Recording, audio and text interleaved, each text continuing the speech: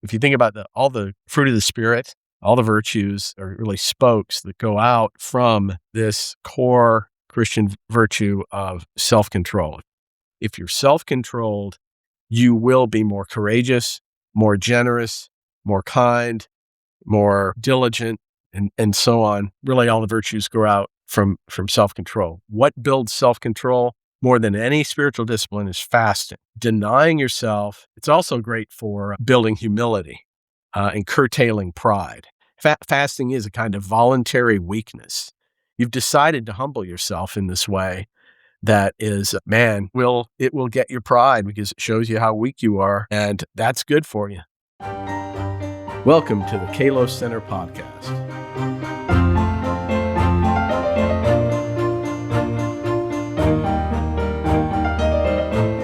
I am Jay Hawthorne, the new executive director for the Kalos Center for Spiritual Formation, and with me is Dr. Jim Spiegel, the founding executive director of the Kalos Center and the Kalos podcast. Welcome, Jim, and thanks for coming today. Thank you for having me, sir. So I wanted to start off because you've spent so much time integrating pretty high intellectual theology with practical spiritual formation for so many episodes now. And you've acted as, I think, a critical bridge trying to translate these things from the ivory tower to the pew. How would you describe your role as a bridge builder between the ivory tower and the pews? I think this is important work.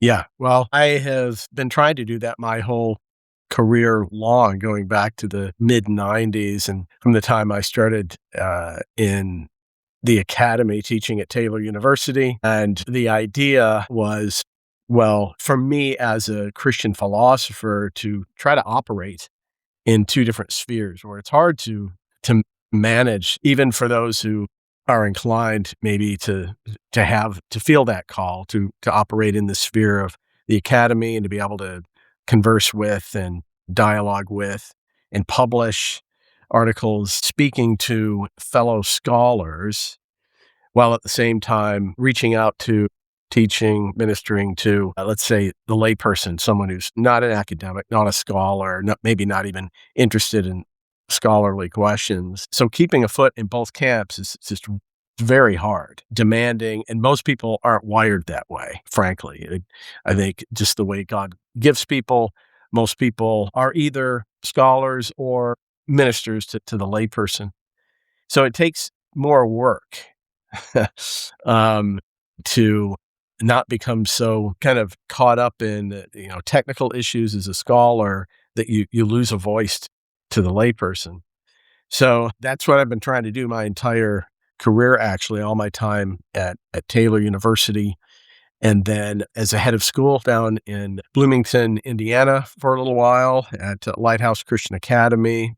And I was a fellow at Hillsdale College. And then with Kalos, it took a different shape because the goal, the aim, the mission of Kalos is to provide substantive Christian teaching to the Columbus area and to fill a gap that it is often present in communities where, maybe all over the United States, where you have preaching that's being done for a congregation at a local church, say life groups that are primarily focused on fellowship, and there's no real deep teaching to do teaching on, let's say, the meat of Christian theology, which is so important, whether it's about apologetics or ethics or just thinking about contemporary affairs and the news from a Christian standpoint.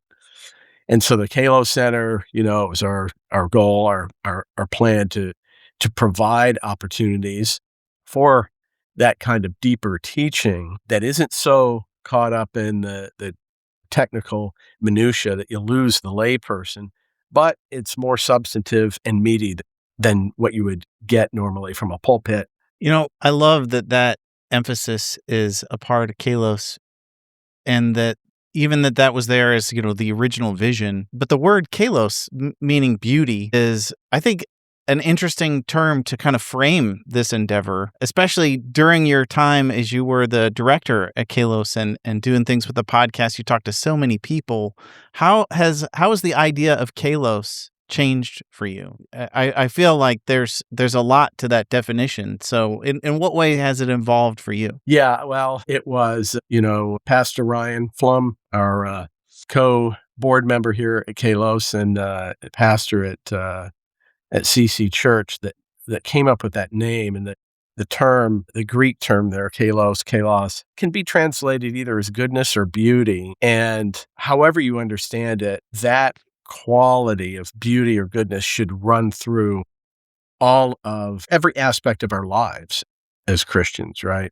The way that we work, the hobbies that we pursue, the way we parent, our friendships, it should permeate or pervade all of our relationships. It should be manifest in the form of all these fruit of the Spirit, which are beautiful, right? Goodness, Yeah. joy, peace, patience. These are beautiful personal qualities. Jonathan Edwards, in his great work, The Nature of True Virtue, defines virtue as moral beauty.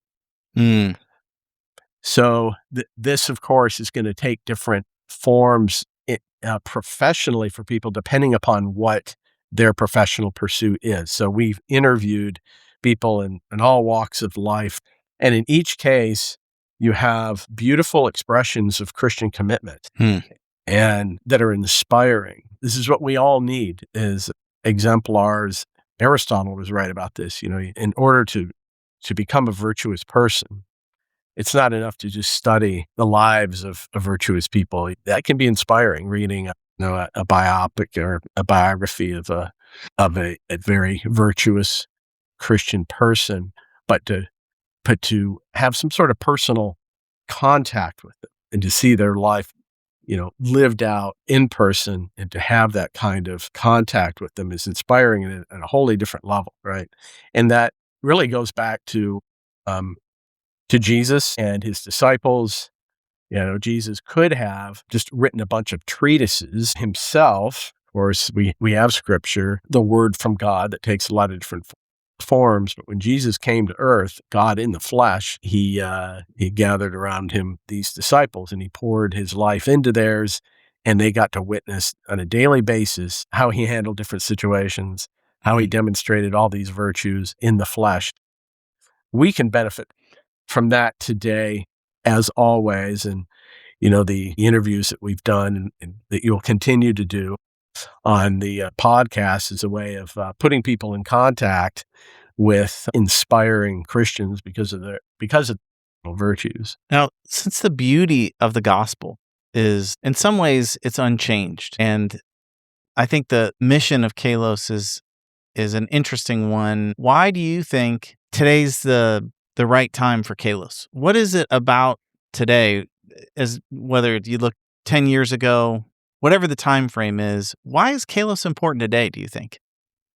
The need for deeper meat of the gospel teaching is also greater because of where our culture is now. And that is, it's no mystery to anyone that not only core gospel teachings are being challenged or rejected by our culture at large, but even basic biblical truths that go back to Genesis 1 and 2 about what a human being is, the nature of gender, that God created two sexes, that the biblical concept of family, procreation, sanctity of life, these fundamental ideas that were never challenged until very recently, even by secularists, even by hard-minded atheists, now are being called into question even by some people who would call themselves Christians. And so there is a dire need for just kind of firming up our understanding of these basics of not just biblical teaching, but just fundamental realities about human nature. We are now, I think, in terms of biblical orthodoxy and sound doctrine, we're swimming upstream more than ever in not just the history of American culture, but worldwide. Yeah. So the need is great. Yeah, I really agree with that. And I think it's interesting over the breadth of the many interviews that you did just on the Kalos podcast. One of the things that strikes me is the missing story that may not be found on the guest list, might not even be on your CV, but I think there's probably some things where you changed in the course just in this past year. Because I think as somebody who thinks about things deeply, as a seasoned scholar and a philosopher, it's probably hard to not think deeply about the so many things that have happened. I feel like just the last 12 months have been historic on many levels. Mhm. So for a leader like you, how is this context and these conversations that you've had, what's affected your personal growth? What are the things that's changed you in the last year? Um, well, in fact, let me extend it to the last, say, 3 or 4 years since I left Taylor, and I've moved in these different circles as a head of school, and then as a fellow at Hillsdale, and then leading the Kalos Center now at Geneva College. I have been profoundly impacted by kind of let's call it a existential acquaintance with the work of God, the Spirit of God working in all these different communities that just confirms for me that, as C.S. Lewis would put it, Aslan is on the move, right? God is at work in all these different communities and all these different reaches of both in and outside of the academy and the local church. I was especially encouraged getting to know all these pastors around Columbus. I met with dozens of them, and through the Minery Fellowship, the Center of Christian Virtue in Columbus, I taught a number of a number of local pastors there who came from a whole wide range of denominational backgrounds, low church, high church, everything, and inner city, suburban, and all on the same page in terms of wanting to deepen their ability to preach and teach and embody the gospel to their local congregants. And it's the same needs everywhere, right? And that is, it really is the kind of the fundamentals of the gospel, and integrating that, seeing that applied to all aspects of our lives. I mean, this is really the brass tacks of it. And I guess this would be the biggest way I've sort of changed in my understanding, or let's say change in terms of my depth of appreciation. That would be the change. The power of the gospel and its redemptive message, and the redeeming power of the Holy Spirit. Yeah. To change people wherever they are in their personal life, and whatever their problem is. If their parent is dealing with challenges of raising, say, a little kid or a teenager, or working with trying to work out their marriage, challenges there, or issues at work. How do I deal with a disagreeable colleague or boss or employee? I mean, this is where the rubber really hits the road for us in terms of being faithful Christians, right? Is dealing with so many of these tensions and challenges. And that's not even mentioning the cultural kinds of challenges that are coming at us in terms of political divisions and all of that. So, yeah, my appreciation for the power of the gospel and its applicability to every aspect of our lives, that has deepened a lot. Since often the people who we're hoping to help are pastors, whether directly by helping the pastor themselves, or leaders in their church who, the pastor only has so much time to be with people. It's hard for him to reach every leader. What are some things that you would recommend? Because, in trying to help these folks with the deep discipleship plan, if you're going to say, okay, here's a church, they're trying to help that church flourish and making disciples, what should that church aim for? What kinds of things might they do to level up their game a little bit? What would you recommend that they try, if not do some experiments with? So very intentional teaching about the spiritual disciplines, I think, is I was going to say good for a start. Maybe that's good for a start and a middle and an end, just all the way through, being intentional about even just providing Christians with even just the categories for thinking about spiritual formation. I think there's Mm. a sad amount of ignorance in the American church regarding just what spiritual growth is, and it tends to be very restricted to certain kinds of experiences, and maybe very discrete, short-term experiences in certain kinds of worship contexts. Right? I mean, even just a Mm. narrow view of worship that, oh, that's what I do on Sunday mornings when I say we're singing, and I'm not worshiping at any other point in the service. Even you hear young people especially talk about, yeah, when they want to evaluate, a church that they visited. The preaching was good, but the worship was better. Well, what do you mean by worship? Well, when we were singing. Okay, that's certainly worship, but you're supposed to be worshiping the whole 75 minutes or 90 minutes. Or what makes you think that sitting under the preaching of the word isn't worship? What makes you think that you're not worshiping when you are doing your tithes and offerings? Why isn't it worship when you're, say, reciting the Nicene Creed and so on? And what about the pastoral prayer? I mean, it's all worship. And then how about extending that out to the other days of the week when I'm working and I'm demonstrating a good Christian work ethic, being very diligent in what I'm doing, being a faithful, honest, eager to serve employee, right? That's worship. And all of it. So it's a more expansive view of worship. And that's one of the spiritual disciplines. We also have discipline of fellowship, the discipline of prayer, the discipline of study. We should be disciplined as we study the word. And then many forgotten disciplines, like fasting. That's most evangelicals don't do this regularly. Most evangelicals, I think it's less than a tithe of evangelicals, meaning less than 10% of evangelicals tithe. Maybe something like 5 to 6% will tithe. That means giving 10% of their income to the work of the church. That is a spiritual discipline, and it's worship in its own way.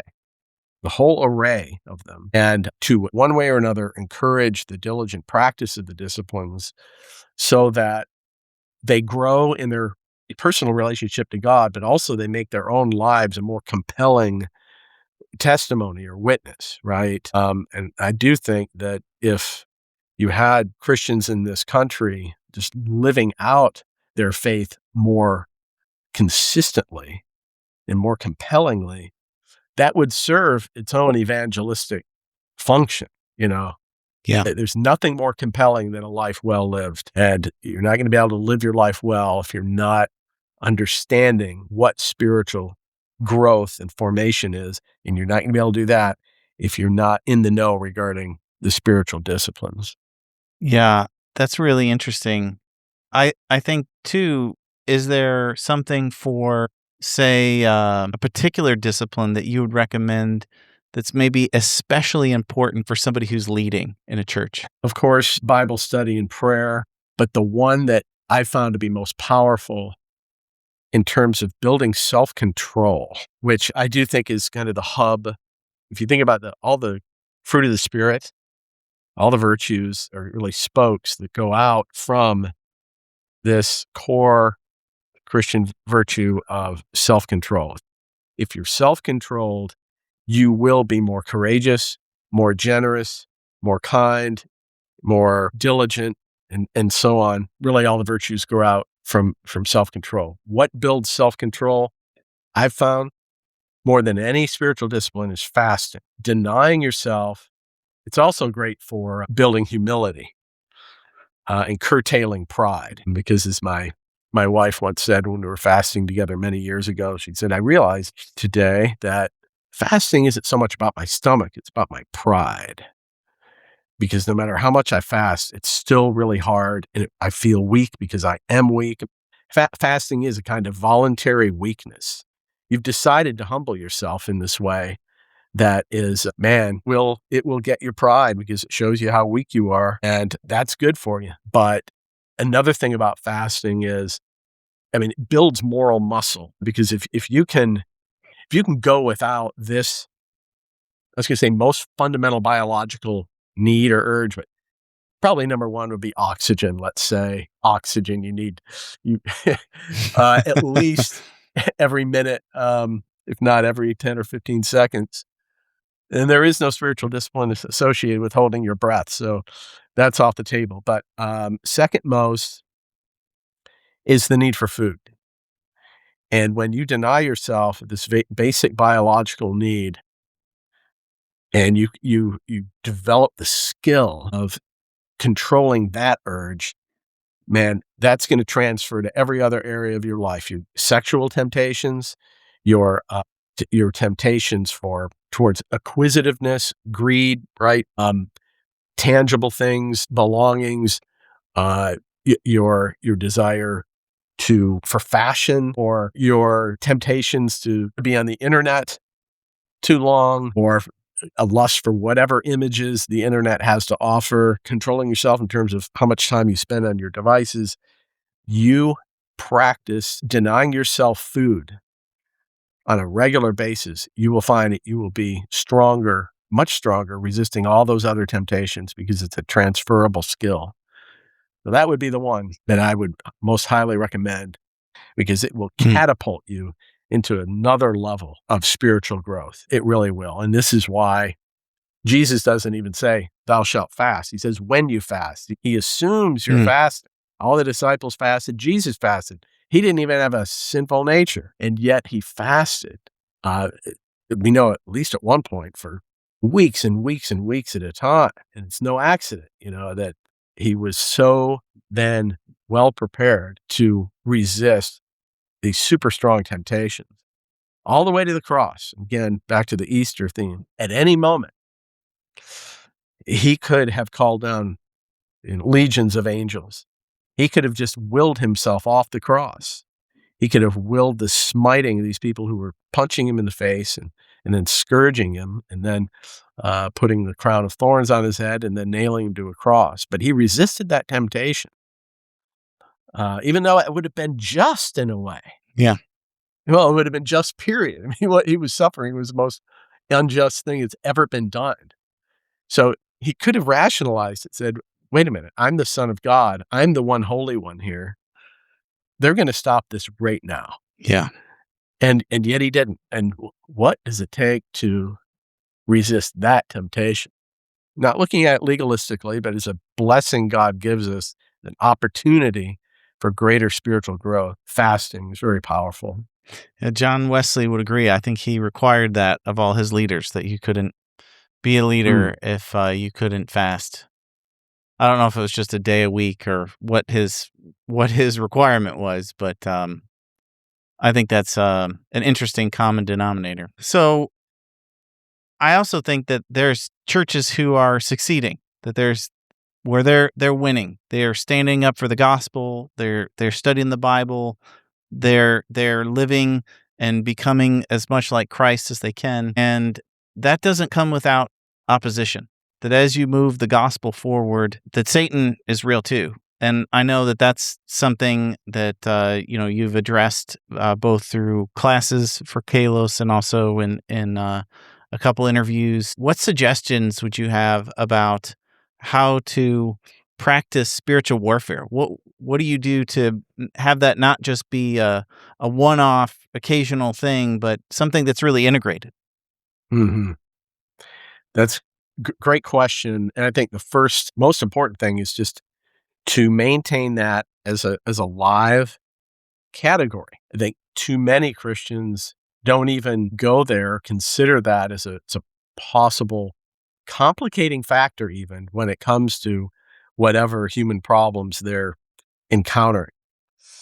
But the Apostle Paul says in one of his letters, he just references this at one point, we don't want to give the devil a foothold because we're not unaware of his schemes. What does that suggest? That there is an awareness there at some fairly deep level to understand the way demonic forces or the devil, is Satan and his hordes think and scheme and operate. How do you get that understanding? Well, yeah, you could read Carl Payne's book. He's one of the guy I interviewed about this. There are good resources out there. You can read C.S. Lewis's Screwtape Letters, which is profoundly insightful and very convicting, maybe in surprising ways, maybe not so surprising, but it's a kind of diagnostic about human sinful nature. But we need to be shrewd as vipers, as Jesus says, innocent as doves, but shrewd as vipers. Does entail an understanding of how dark forces work. And the best resource on this ever for understanding how satanic powers work is the Bible. And when we read scripture from the very start, and it's there in Genesis 3, this question that's asked by this serpent that is, animated by some sort of satanic force or Satan himself. Did God really say that? Right? And he poses that question to Eve. Did God really say, this about this fruit that they were forbidden to eat? And it puts the question in her mind. I'm a philosopher. I'm all about questions. I mean, it's the Socratic way. It's good. Let's ask questions. But there are kinds of questions that are unhealthy. And she is being tempted with this question that prompts her to doubt the wisdom of God. Whatever questions I ask, I will not question God's wisdom. Or if I do, we all have done that. But when we do that, that's sin. It's like, God, do you really know what you're doing here? That is bad. The more appropriate question is, God, I know what you're doing. I know you know what you're doing here. Will you please show it to me? There is a good, innocent question. How in the world are you working out good in this situation, Lord? And the questions that presuppose God's goodness and wisdom, that's all good, even if you're expressing doubt of other sorts. Yeah. And it's always good to express self-doubt, right? Maybe I'm wrong here. Maybe I am the problem. And probably in most cases we are, or maybe it's a simple, innocent ignorance. But from Genesis 3 forward, you've got all sorts of vile schemes and so many different narratives. And I don't think it's enough if we want to be shrewd as vipers to say, ooh, yeah, that's evil. What this particular king was planning, or what Saul was doing, or Haman, or whomever it is. Ooh, that's bad. Study it. There are lessons to be learned. Why was Pharaoh responding like that? What was motivating Haman? And maybe, just maybe, there's something of that in my life I need to watch out for. And maybe, just maybe, there are people in my congregation that are in conflict precisely because they are replicating this same old story, this particular version of satanic deception and rebellion. There's a limited number of schemes that the devil has in his playbook. The more we become aware of them, and again, they're all over Scripture, the more we're alert to those, the more quickly we'll recognize the same thing being played out again in our own congregation, maybe even in our own family.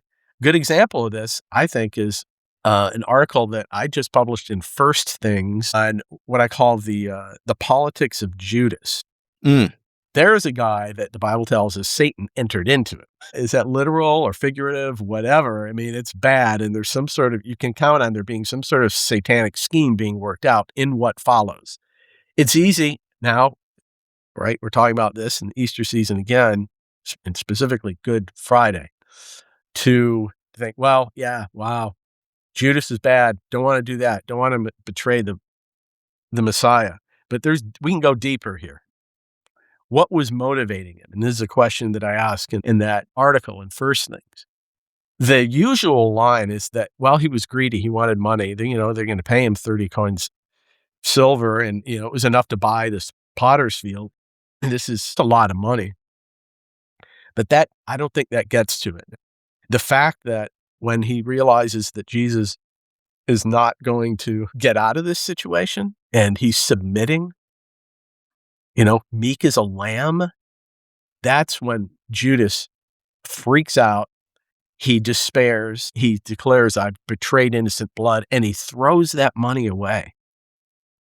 Now, if he's motivated by greed, he's not going to throw that money away. Right. He may feel sad that, yeah, I guess I am going to miss old Jesus, but I'm going to use this money because, yeah, it made me kind of wealthy here. And then what he does, he throws it away, goes out and he hangs himself. That points to a different motive. And I think his motive was political. He was like Israelites throughout the region had had enough of the Roman oppression and all of the intrusions into their religious life and all of the other ways that they were oppressing, persecuting them. And there was a hope among so many people in that day, so many Jews, that we need to be reestablished. Yes, as a political entity, we need to be freed from this Roman bondage. I think Judas was hoping that he would call Jesus' hand, that he had seen him do all these miracles. I don't know if I'm convinced he didn't think he was the true Son of God. Judas probably thought he was some sort of sorcerer. He had these abilities to do supernatural stuff, but he wasn't a son of God. He's magical. But he'd seen him walk on water. He'd seen him raise people from the dead. He had seen him turn water into wine. The wind and the waves obeyed him. Of course, he could, heavenly powers to destroy these Romans and start the revolution. And so the basic mistake, and this is the getting at the heart of this particular devilish scheme, is to use Jesus to deploy him for political ends, and even good political ends. Isn't this good for Israel to no longer be oppressed by these wicked Romans? That's a good. And to this day, there are all sorts of political policies that are good, that we want, that we, as even Orthodox, very devout Christians, could be tempted to deploy Jesus as a means to get a policy or a bill passed, a policy in place. And then it can seem also subtle, but basically you've just turned Jesus from the ultimate end and goal of our faith into a means to an end. And when you do that with the Son of God himself, now you're playing the devil's game. Yeah. It seems that reducing people to a means in most situations is bad. It's especially bad with Jesus, but it seems that I can't think of a good case where reducing somebody to a means is healthy. Yeah, Kant was right about that. Yeah. There's some things through the power of Christ where Christians have something to do to actively choose to go against that. And with spiritual formation, part of that is in becoming like Christ, that helps our character in many ways to resist conformity with the world, resist conformity to these other things. But I've also noticed over the course of the podcast, as we were talking about these kind of meta drivers of society, whether you're looking at the idea of economics or some of these philosophical ideas that we're talking about, right? That these are much higher levels that we have less direct control over. And there's so many of these kind of really large issues that get involved when it comes to, we got to get into the meat of something. Often that picks at the cracks in some of these kind of big thought structures. What factors do you think, in light of kind of these big influences that are happening in our society that affect our lives on a daily basis, even though we can't directly do anything about it, what are the things that we ought to pay attention to? And what guidance would you give us to maybe take some action against these bigger forces? Well, the first order of business is to realize we're all overmatched by all of that. I mean, it's such a massive deal. The culture and political powers, governmental, and particularly at the federal level, the entertainment industry, Hollywood, the music industry. I mean, these are massive. And in each case, you have big money. Science, pharmaceutical industry, all big science, whatever you want to call it. It's huge. And it's because they're so massive and powerful. It's easy to succumb to a couple of temptations here. One is a kind of despair that we are going to hell in a hand basket after all, and there's nothing we can do. And what goes with that is kind of cynicism. And I've seen some otherwise virtuous, even mature Christian men and women display both of those attitudes, despair and cynicism. Both of those are antithetical to hope, Christian hope. And so the antidote is a very biblical eschatology, right? View of the end times, the end of the book, which declares that Jesus prevails, that the gospel wins, there is final redemption, and there will be a universal monarchy, cosmic monarchy. King Jesus will rule, and literally every citizen of the new earth that you run into will be a lover of the king. And there will be no more locks on doors. There will be no more passwords. Everybody will be as trustworthy as your closest friend. Every stranger will be as trustworthy as the most godly, trusted friend that you have. That's where we're going. And so there's no room for despair. As massive as these forces are, there's no room for cynicism because this is temporary. I'm not saying just stop working. This would be my next point.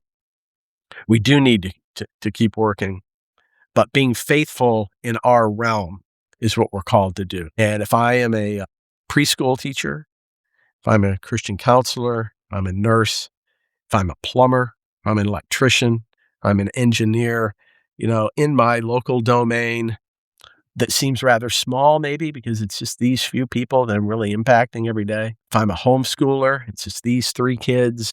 You need to remember you are changing the world. One significant impact in terms of even just a single word of encouragement. I picked this up from my studies and near-death experiences. Even a single word of encouragement can be life-changing and just dramatically affect the world.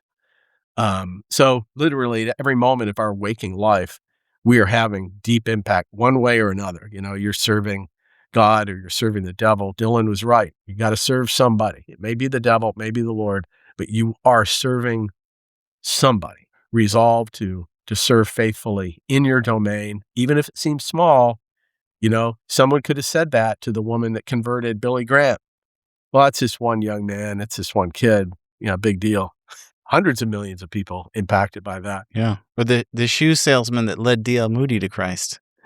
Right. It is like a spiritual butterfly effect. And on top of that, what the writer of Hebrews tells us that some people, I think all of us at one point or another, do entertain angels. I've had a few experiences where looking back, I think that guy was an angel. And what a privilege that is, right? And you just never know what the next stranger, the next encounter might entail as far as that goes. But then most, practically in the daily grind, getting up, doing it again and obeying God and whatever work he's put before me. We need to just be diligent and faithful in that and know that God he's using it for significant ends. Indeed. Well, I've got to ask you, because you asked everybody else, Jim, what's the meaning of life? So, yeah, I've asked that question so many times. I've had a lot of time to think about it. And one of the things that was so amazing about that is, seems like in nearly every case, maybe in every case, there's a kind of agreement that the meaning of life is to serve God well, right? Whether you put it in terms of the Westminster Catechism, to glorify God and enjoy Him forever, or you put it in other terms, we're here to serve God, to love Him with our lives. And of course, we do that as we love other people. It really is all about love, which shouldn't be a surprise since God is love. There you go. And so that'd be my even shorter answer: to live in love on all occasions. Yeah. That's it, isn't it? That's really it. Well, I've had a great time talking to you. I've really appreciated the many ways that you served at Kalos. Tell us a little bit about what you're doing today and what's the best way for people to follow your work online?